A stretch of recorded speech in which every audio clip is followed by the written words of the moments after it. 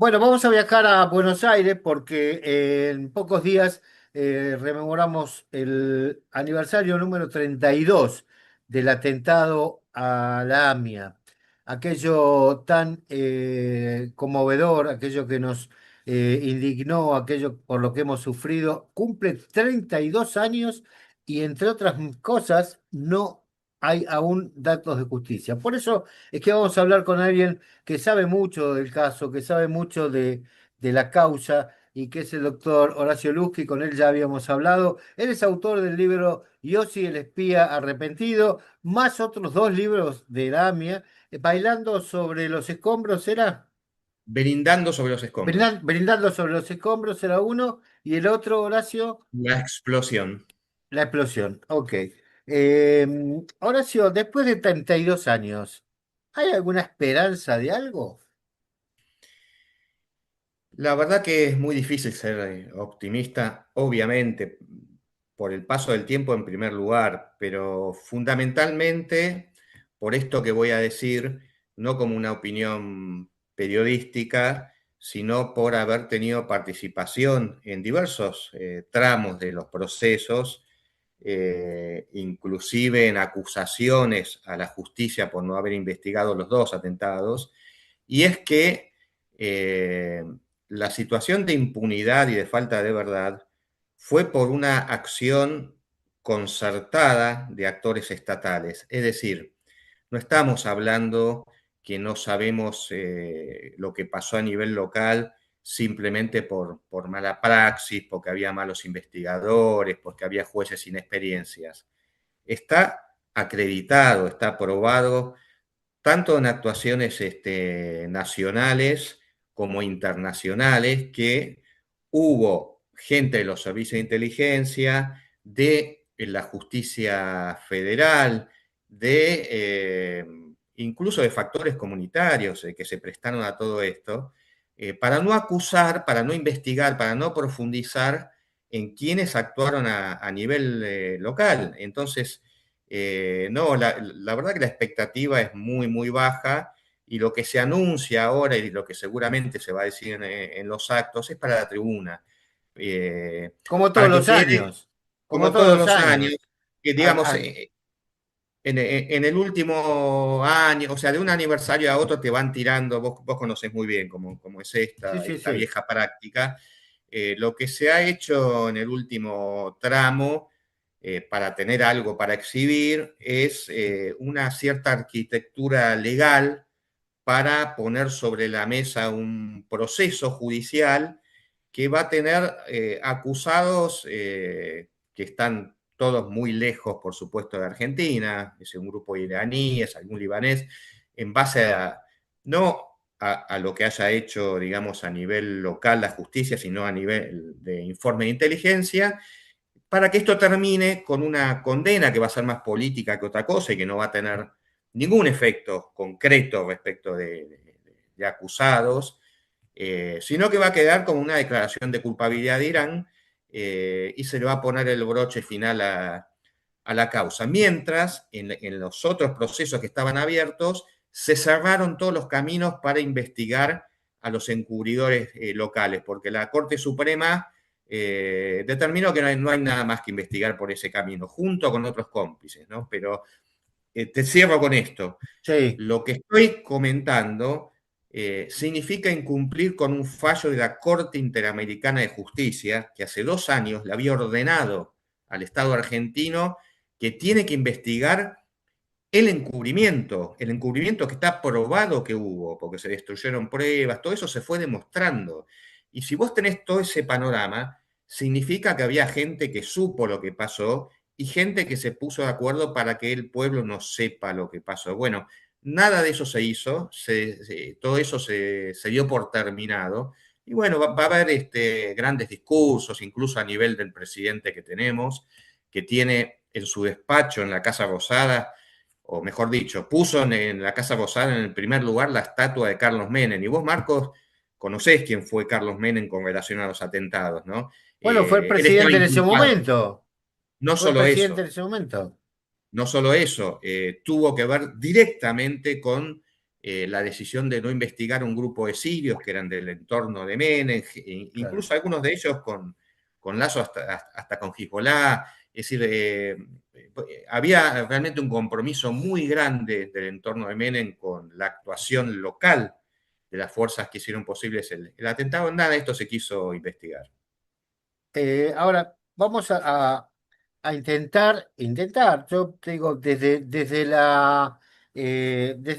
mi desconocimiento, digo, yo miro hoy la causa AMIA y decimos, hubo un juicio AMIA 1, un juicio AMIA 2, un juicio por encubrimiento, que hubo culpables, o por encubrimiento, o por desvío, o mal funcionamiento, como fue el juicio a Galeano. También cayeron algunos integrantes de la comunidad, algunos dirigentes comunitarios estuvieron presos.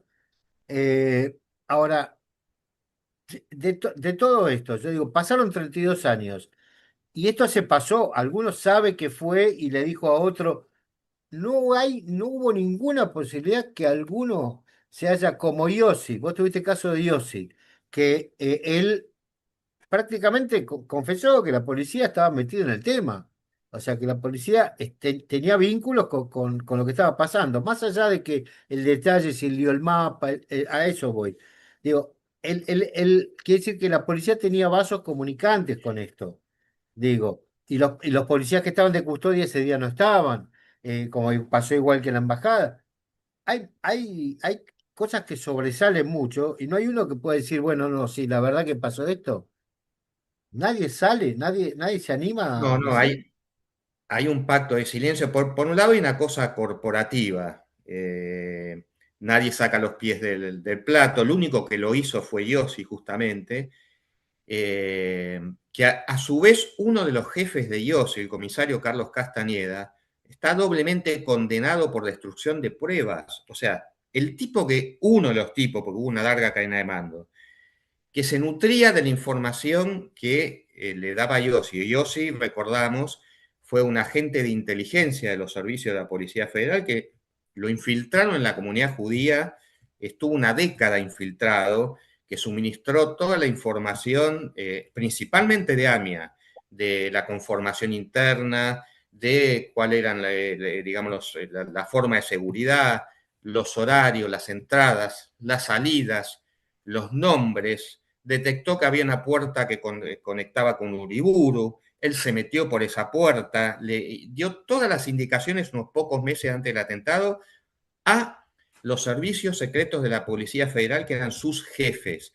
Bueno, eso nos usó para cuidar a la comunidad. A la comunidad y a la AMIA la venían siguiendo microscópicamente y uno de los que lo mandaba a Yossi está condenado a prisión por haber destruido pruebas de la AMIA, o sea, pruebas secuestradas, se borraron Ujú. cassettes, se borraron las desgrabaciones. Lo mismo pasó a nivel de la CIDE. La CIDE, que intervino de entrada también en los manejos del juez Galeano y en la instrucción de la causa AMIA, terminó con Anzoregui condenado porque también se demostró que no se dedicaron a investigar, todo lo contrario, se dedicaron a cuidar a sospechosos, se dedicaron a destruir pruebas, le pagaron $400.000 a un tipo, a Carlos Tejeldín, que estaba Sí, preso, el para que famoso. invente una declaración de culpable, de falso culpable, y la causa estuvo 10 años distraída en base a esa declaración que le compararon con $400.000 de De fondos Galeano, reservados del Estado. Galeano con la CIDE. claro. Orquestaron esto y antes de hacer ese operativo, se lo comentaron al presidente de la DAIA, Rubén Beraja, y le mostraron un video de cómo negociaban ese pago. Todo esto se ventiló en juicio, Claro. de modo que hay secretos que son realmente repugnantes, son Sí, ya escandalosos. no Mira, son ahora secretos, no son no, no, ya no son secretos. secretos, eran secretos porque durante años a los periodistas o a los pocos, digamos, que metían el dedo en ese enchastre, los acusaban de querer perjudicar la causa y cómo se pone en duda el honor. Bueno, pasaron cosas muy, muy oscuras, incluso con ese banco que, por otra parte, era del mismo titular de la DAIA, el Banco Mayo, y recibía 298 millones de dólares del gobierno de Menem en redescuentos del Banco Central. Entonces, mientras por una ventanilla recibía fondos para su banco, y por la otra ventanilla es muy difícil que vaya a patear la puerta, a gritar que se está haciendo un encubrimiento. Hubo acuerdos paso a paso en lo que se podía decir, en lo que no se podía decir, una protección muy, muy grande a personas que debieron haber sido investigadas, pero bueno, se decidió que no.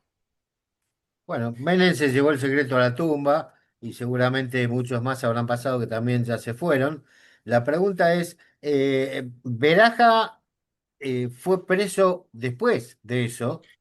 No, te hago una aclaración. Veraja ¿O tuvo... no fue preso por eso. Veraja fue imputado y procesado por eso, pero en realidad fue preso por otra causa que fue la del vaciamiento del Banco Mayo. O sea, esos Ah, fondos que yo recién comentaba, que sí. recibió el Banco Mayo, en cuestión de 6 semanas fueron a parar a empresas satélites del grupo de dirigentes del Banco Mayo, vaciaron el banco se Sí, dejó sí, un quebró. tendal de damnificado y llegó a estar preso por esa causa, que después, otra vez, así como funciona la justicia metiendo ladrones de gallinas rápidamente o alguien que se chorea un sándwich porque tiene hambre a la Ujú, cárcel, bueno, ujú. cierto tipo de choreos terminan con los expedientes cajoneados, 10, 15, 20 años, hasta que la justicia, entre comillas, declara la prescripción de la causa. Es lo que pasó con esta causa. Ah, Por el paso del tiempo, se determinó que era excesivo el tiempo que pasó y que no puede ser que una causa esté abierta tanto tiempo. Claro, estuvo abierta, pero sin hacer nada. sí, claro, Entonces todavía está sin quedó movimiento. así, quedó extinguida.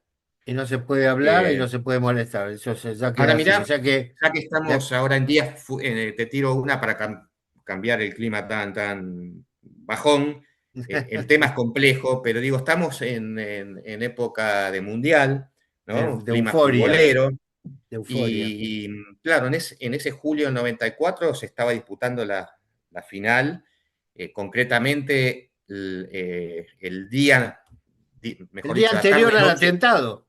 la Terminó el día anterior al tarde-noche, atentado. la Sí, sí, tarde-noche anterior al atentado se disputó la sí, final sí. del 94 entre Italia y Brasil, que La peor se final extendió de la muchísimo, historia. se extendió 120 minutos, después Sí, hubo penales. ¿Por qué penales, cuento sí. esto? Que coincide con los momentos, en algún sentido, con los momentos futboleros que estamos viviendo.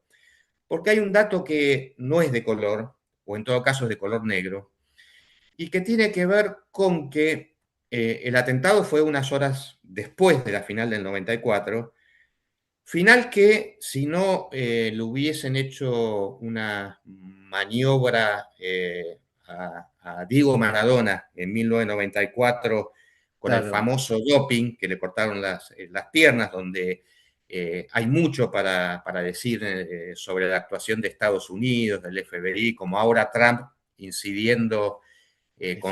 para que la FIFA habilite un jugador, los intereses políticos, en ese momento jugaron. Si no le hubieran cortado las piernas a Diego, posiblemente esa noche Argentina estaba festejando el campeonato mundial. Todo indicaba que llegaba a esa situación, era el Sí, sí, equipo más sí. calificado en ese momento. Si hubiésemos estado festejando la obtención del mundial, el golpe que tuvo lugar con el atentado apenas una hora después o sea, fue demoledor, pero además hubiese Hubiera tenido sido una terrible repercusión también. internacional incalculable, ¿no? Claro, Digo como hipótesis de la elección de la fecha, esto nunca se va a poder comprobar, pero lo por que sí se supuesto. pudo comprobar, porque está en el expediente y yo mismo hablé con testigos, hay alrededor de no menos de 15 testigos que vieron orbitar un helicóptero sobre el techo de la AMIA en la noche que fue del 17 al El 18 18. de julio, o sea, en la madrugada del 18 de julio, o sea, horas después de que terminó el Mundial en el cual todo el planeta está absorto como ahora, así, concentrado. Sí. Bueno, mientras esto sucedía, un helicóptero en Pasteur, entre La Valle y Tucumán, prácticamente se posó sobre el techo de la AMIA. Esto está dicho incluso en la sentencia del juicio AMIA 1, pero se decidió no investigar porque Galeano no mandó pedidos de informes sobre los vuelos en ese rango horario.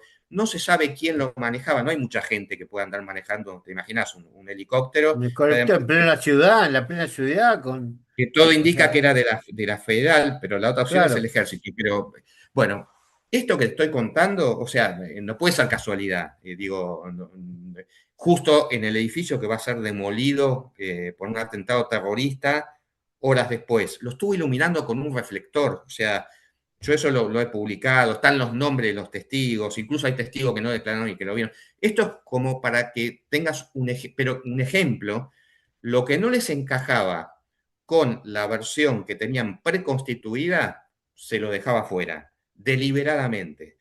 Claro, 32 años después, ¿qué vas a reconstruir de todo eso? De la verdad material de lo que sucedió.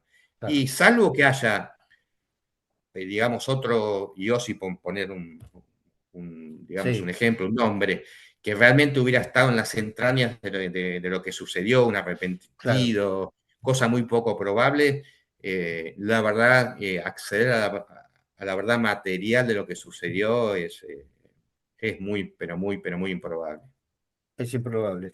Eh, yo digo, una causa tan poblada, porque se nos habló después vino la época de Kirchner, apareció Nisman, después apareció el Pacto de Irán, después apareció, o sea, van apareciendo actores alrededor de la AMIA, pero nadie va al eje central, digo, nadie va a aquellos que han colaborado porque es imposible hacer un atentado así viniendo del extranjero.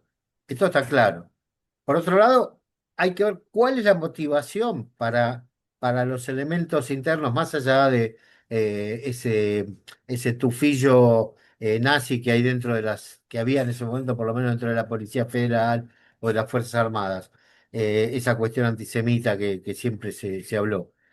Pero, digamos, cómo se puede dar que nadie haya dicho, bueno, yo lo vi, era mi vecino, era mi tío, yo me enteré, era mi papá? Algo, no se pudo llegar a nadie. Mira, los que todo indica que tuvieron que ver con el nexo, digamos, entre los operativos locales y los internacionales, donde claramente las flechas señalan a Irán. Es decir, yo no estoy diciendo que no esté Irán, al contrario. La cuestión es que al momento del atentado, Mm. había agentes iraníes aquí en Buenos Aires y sirios que eran socios del gobierno de Menem bajo encargo de Estados Unidos, realizando un operativo de contrabando de armas a los Balcanes, parte del cual era pagado por Irán. Era Croacia, por un lado, e Sí, Irán por el otro, que incluso estuvieron alojados en una misma oficina en el microcentro de Buenos Aires. Yo todo eso lo cuento incluso semana por semana y con los nombres en el libro La Explosión, donde si bien digamos, ¿cómo decirlo? Como formato le di un carácter de ficción con un par de personajes para hacerlo novelesco, sí, novelesco, pero es non-fiction porque todo el contenido es real. después, todo lo que muestro y lo que consigno, hasta con día, con fecha, con nombre y con apellido, fue lo que sucedió por esos meses acá en Buenos Aires. Y muchas de estas cosas salieron en el juicio por encubrimiento contra Galeano y los demás, por más que los diarios no publicaron, por supuesto, absolutamente nada, pero están las audiencias grabadas. La CIDE, los servicios de inteligencia de acá, tenían infiltrada la embajada de Irán antes del atentado, a tal punto que el chofer del principal acusado, que es Mohsen Rabbani, que era el agregado Sí. cultural, pero que un tipo que se rodeó de extremistas locales, de cara pintadas, que arengaba por la destrucción del Estado de Israel, todo eso es previo, no era un líder religioso, era realmente un personaje que concitaba Sí, elementos que podían ser la mano de obra perfectamente, y de hecho hay muchos indicios de eso. Bueno, el chofer de este tipo era un agente de la CIDE que lo había infiltrado. Está con nombre y apellido. Entonces, vos vas uniendo. Por un lado, tenían la información sobre AMIA, todo, la constitución interna, como los horarios, la inteligencia previa. Y al mismo tiempo el Estado por vía tenía, de Yossi. y por vía de la CIDE, tenían absolutamente todos los movimientos. Los venían siguiendo, pero no los interfirieron porque eran socios. Tenían operativos conjuntos, necesitaban que no hable. De hecho, este tipo, a Pavani, lo dejaron salir sin ningún problema, no lo querían meter en Canadá, bajo ningún punto de vista. Mientras más lejos esté, mejor. Incluso hay evidencia de que hizo un viaje para hasta pudo retirar sus cosas sin problema. Entonces, esto tiene que ver con geopolítica internacional. Y te cierro con esto. Obviamente que Estados Unidos estaba al tanto de todo esto. No solo estaba al tanto, sino que Estados Unidos necesitaba que este operativo de contrabando de armas siguiera adelante, porque tenía que ver con la guerra de los Balcanes, y Argentina era un punto de triangulación. Entonces, bueno, a grandes rasgos, esto es lo que explica que un atentado de semejante magnitud no haya habido interés en profundizarlo, porque comprometía a muchos factores locales e internacionales. Entonces se deja la acusación genérica contra los mandantes, contra Irán, pero hasta ahí, para. Después parece que vinieron en un plato volador y Sí, sí, sí, lo cometieron el sacaron y atentado. O sea, por debajo no hay nada. abyección, los llevaron. Eh, Vos sabés que ahora que comentás este tema de Estados Unidos, se me cruza, no tiene nada que ver con la explosión de Río Tercero. Totalmente que ver tiene. Ah, Yo eso también lo cuento, sí, sí.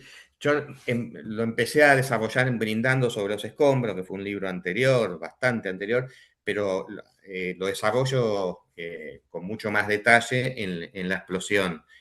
Esos tres expedientes, o sea, recordemos el hecho, explotó toda una planta de armas, una planta de fabricación de armas en la ciudad de Río Tercero, en Valse Río Tercero, en Río Tercero, luego de que pasara el atentado del AMIA, sí, al año siguiente, en al año siguiente. 1995, menos un año, pero sí, al año siguiente, no, perdón, en noviembre del 95. Sí, para lo cual no Eh, hubo tampoco culpables, tampoco se No, conoció. no, Menem de inmediato salió a ordenar que tienen que decir que esto fue un accidente, fue el primero en que iba con la cosa del accidente. Bueno, después de muchísimos años, y más que nada por la viuda de una de las víctimas, abogada que ya murió, y que no aflojó nunca con la causa, finalmente quedó demostrado en la Justicia Federal de Córdoba, muchos años después, cuando ya muchos de los involucrados iban muriendo y qué sé yo, pero quedó demostrado que fue un atentado, o sea, un acto intencional, Ujú. producido para ocultar los faltantes de armas y explosivos. Ah, tranquilo. Explosivos, no sé dónde quedó. Sí, eso estabas comentando esto de los explosivos. Sí, en definitiva quedó absolutamente demostrado y hubo condenas. Es, hubo un grupo de militares bajo órdenes políticas, hizo estallar la fábrica militar de Río Tercero en Córdoba, hubo víctimas, volaron media ciudad. Y esto fue para ocultar el faltante de armas y de explosivos que iban a los Balcanes, que ahí es Ujú. donde estaban los iraníes involucrados también, ahí es donde estaba involucrado Monser Alcázar también. Es Armas decir, de origen argentino. armas de origen argentino, por lo menos esas, en ese contrabando, no es para descartar la existencia de armas israelíes también, pero bueno, quedémonos con esto. Eh, Esos arsenales terminaban en el puerto de Buenos Aires a 15 minutos de la AMIA y de ahí se despachaban hacia Croacia y hacia Bosnia. La parte que iba para Bosnia la pagaban los iraníes. Entonces, y esto bajo instigación de Estados Unidos porque era para terminar con lo que quedaba de la Unión Soviética, con lo que había sido la Unión Soviética, fue la guerra de disgregación de Yugoslavia. Claro. Entonces había que apoyar a Croacia contra Serbia, contra Rusia. Esta era la cuestión. Después del atentado a la AMIA, había que tapar que el contrabando y el almacenamiento de toneladas de explosivos se hacía a 15 minutos de AMIA. no había que permitir que se investigue eso, y de hecho se obturó justamente la posibilidad de investigar todos esos nexos que llevaban al posible origen de los explosivos. Y unos meses después continuó el contrabando de armas hasta que hicieron volar Río Tercero cuando se descubrió iba a venir una misión de Naciones Unidas, porque Naciones Unidas había prohibido la venta de armas a la zona. Claro, Todo claro. esto se hacía, o sea, el trabajo sucio que no podía hacer Estados Unidos lo hacían terceros países, entre ellos Argentina con Bene, que además Ajá. cobraron jugosas comisiones. Entonces estaban todos enchastrados. Ahora, los tres expedientes tienen nombres en común. Embajada, atentado a embajada, atentado a la AMIA. Mejor dicho, cuatro expedientes. Atentado a la AMIA, contrabando de armas y explosión de avión tercero. Cuando vos entras a ver los expedientes, te encontrás con los mismos sospechosos en los cuatro expedientes. Entonces, bueno, todo este tema está totalmente conectado y totalmente cubierto de impunidad. Increíble. Esto es así. Bueno, lamentablemente, obviamente, preguntar si hubo avances no tiene sentido porque no los hubo, porque no se sabe, más allá de la payasada que vayan a decir ahora en los actos oficiales, sabemos que no ha habido ningún tipo de avance y muy posiblemente, tristemente, como vos decís, es algo una causa que va a quedar en el olvido en la medida que nosotros nos sigamos insistiendo o recordándolo con el dolor que corresponde. Me queda un cable suelto que es el de Nisman. ¿Por qué aparece Nisman en la causa?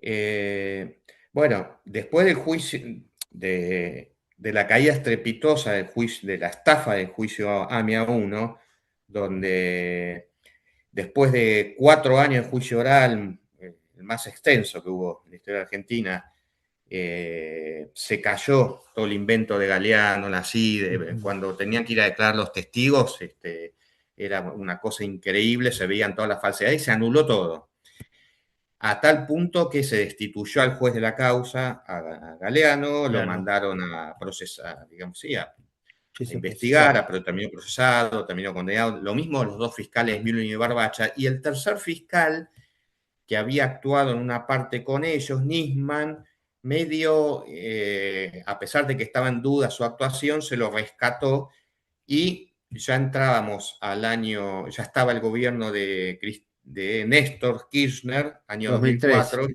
Mm, que claro. toma un par de medidas. Una de ellas es reconocer en la OEA que el Estado argentino había incumplido los deberes de verdad y justicia para con las víctimas, o sea, reconoció la culpabilidad del Estado argentino y se comprometió a tomar una serie de medidas para profundizar la investigación. Una de las medidas que tomó es crear la unidad fiscal AMIA, es decir, una La UFI. fiscalía dedicada exclusivamente a un expediente, o sea, con todo un Un dotado equipo, claro, todo un de equipo. equipo, de presupuesto, de cantidad de personal, y lo designan a Alberto Nisman al frente de esa unidad, un poco porque había actuado en la causa, incluso por su origen judío, eh, y bueno, ahí empieza otra saga. Ajá.